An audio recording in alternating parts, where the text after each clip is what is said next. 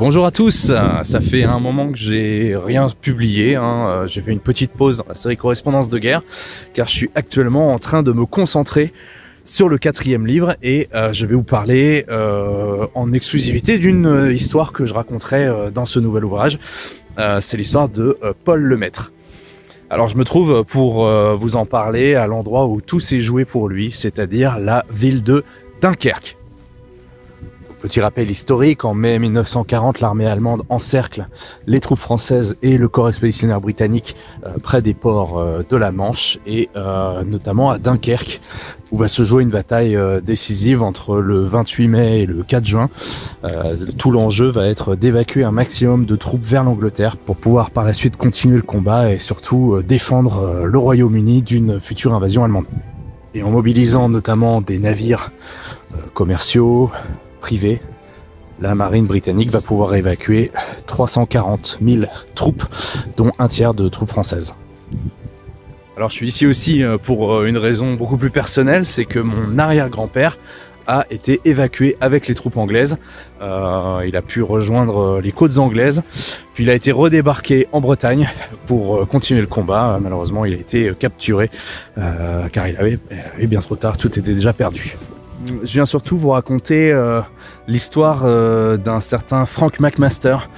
J'ai sa lettre avec moi, du Royal Signals, et en fait j'ai mené des recherches sur lui sans rien trouver, parce qu'en fait Frank McMaster était un Français en fait, et c'est un pseudonyme qu'il a pris après son évacuation de Dunkerque. En réalité il s'appelait Paul Lemaître et il servait du coup dans les transmissions en tant qu'officier de liaison pour l'armée britannique dans le 3e corps qui a été évacué ici à Dunkerque. Et surtout il a survécu au naufrage d'un navire, en fait un bateau à aube, qui s'appelait le HMS Crested Eagle, qui a été bombardé pendant l'évacuation, qui a pris 4 bombes et qui a brûlé, faisant 300 victimes.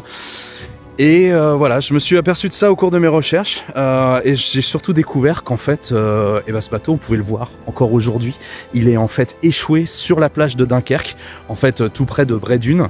Et voilà, et là je le vois, il est face à moi. C'est très émouvant d'être ici, d'avoir entre les mains cette lettre de Paul Lemaître. Pourquoi? Parce que Paul Lemaître, lui, va survivre au naufrage.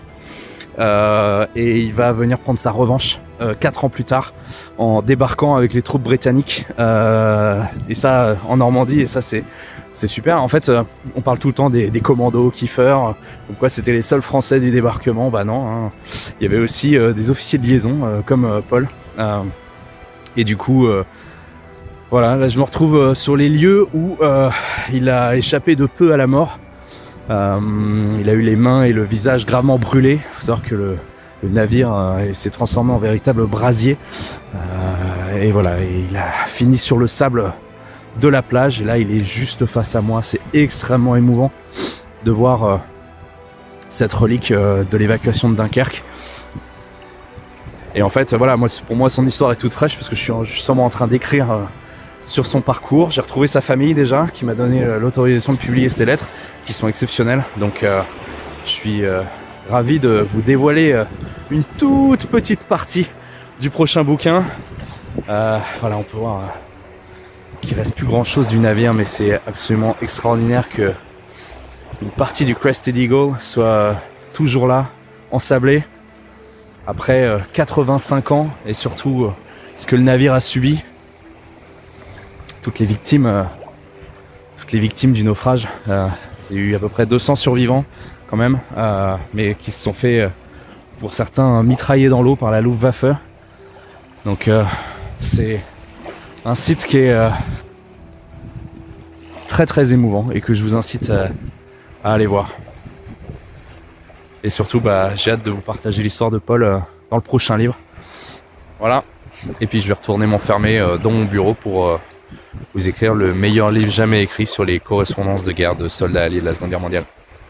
À très bientôt.